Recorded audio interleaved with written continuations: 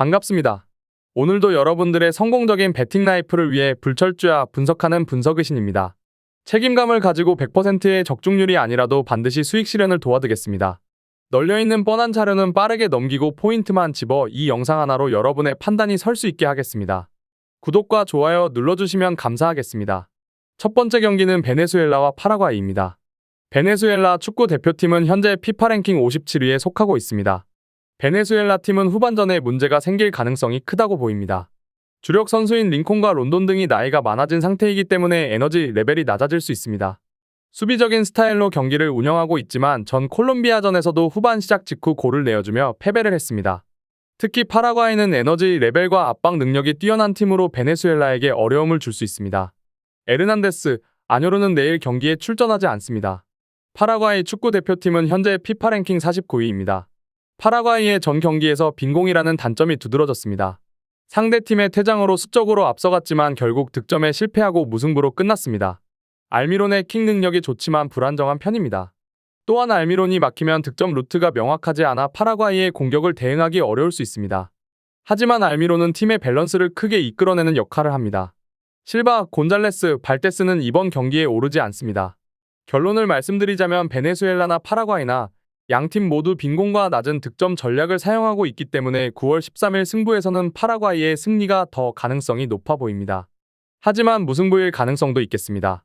합리적인 선택지로는 2.5언더를 추천드리는 경기입니다. 두 번째 경기는 에콰도르와 우루과이입니다. 에콰도르 축구 대표팀은 현재 피파 랭킹 42위입니다. 에콰도르는 홈 경기에서 상당한 강점을 보입니다. 특히 중원과 오백의 견고함은 에콰도르의 전력을 입증하는 대목이었습니다. 하지만 공격력에서 발렌시아에 대한 의존도가 여전히 높아 문제가 있습니다. 그럼에도 상대편의 전략적인 기조를 생각하면 후반전에 승부를 걸어볼 여지가 남아 있습니다. 멘데스, 프랑코, 에스트라다는 내일 경기에 출전하지 못합니다. 우루과이 축구 대표팀은 현재 피파 랭킹 16위입니다. 우루과이는 비엘사 감독 부임 이후에 세대 교체를 성공적으로 진행하고 있습니다. 하지만 비엘사 감독의 높은 라인 유지와 강력한 압박 스타일을 고려하면 고지대에서의 경기력을 유지하기 어려울 가능성이 높습니다.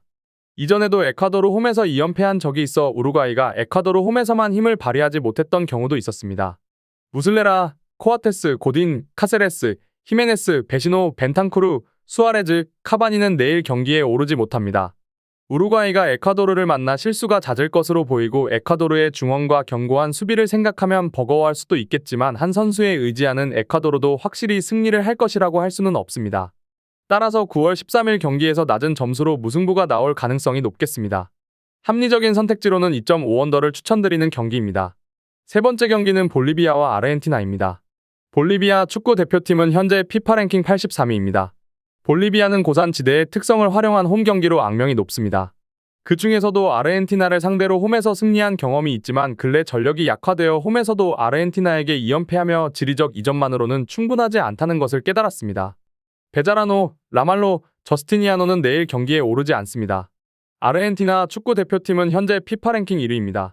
아르헨티나는 전 경기에서 상대편의 강력한 수비를 상대로 메시의 환상적인 프리킥으로 승리를 했습니다.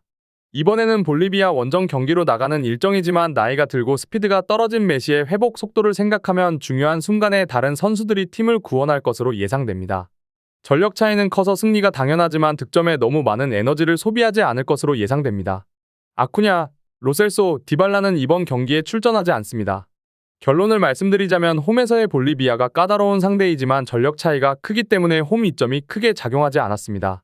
아르헨티나는 승리를 위해 필요한 득점력만을 보여줄 것으로 예상됩니다. 따라서 9월 13일 경기에서 낮은 득점으로 아르헨티나가 승리할 가능성이 높겠습니다. 이번 경기 또한 2.5언더를 추천드리는 경기입니다. 마지막 경기는 페루와 브라질입니다.